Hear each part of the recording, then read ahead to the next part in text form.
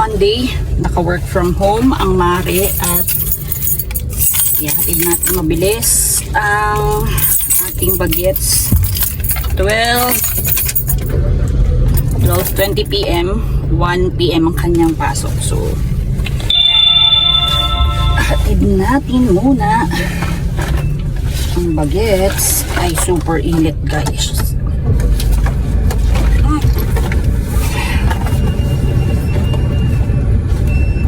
Mamaya na ako mag-lunch kapag balik. As working lunch na lang.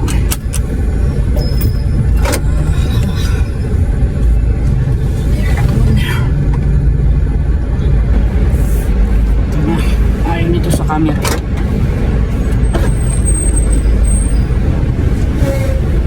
I love safe Lord. Salamat ako. Mapasabi ko ito po. Now? Load. Load.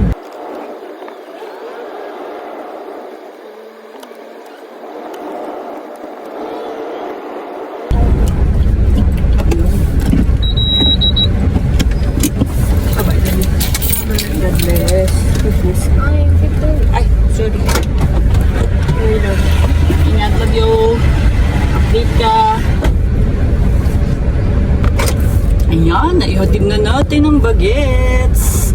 At oras na para bumalik sa bahay.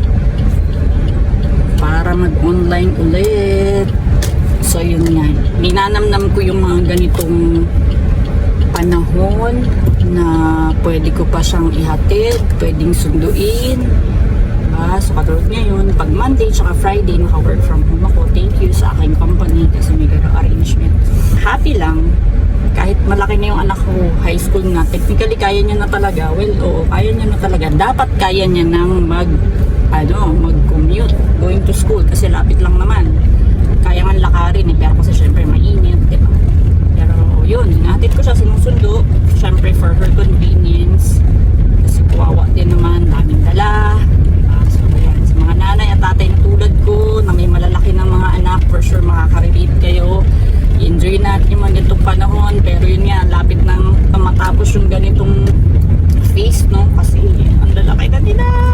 So as much as possible, if I can be their driver, ganun din sa asawa ko kapag may pagkakataon, syempre talagang gagawin lahat para maging convenient ang buhay ng ating mga jobs.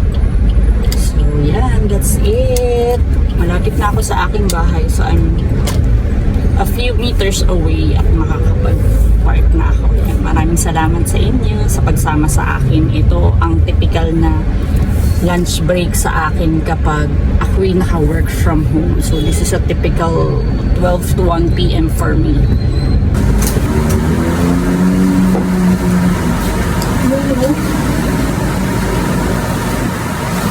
To the house and it's 12:45.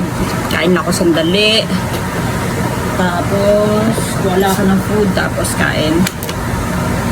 Ang init sa labas, OA.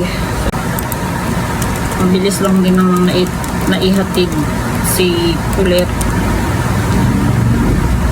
So yun, kakain muna ako at kain habang nagche-check ng email. Back to work na tayo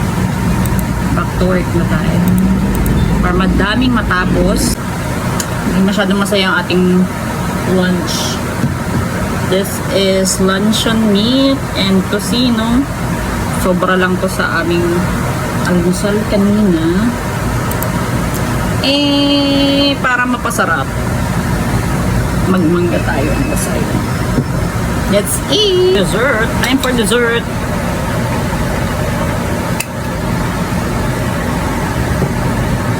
Ating dessert.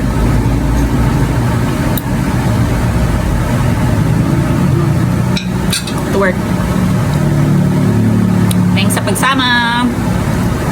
Have a great week ahead. God bless you all.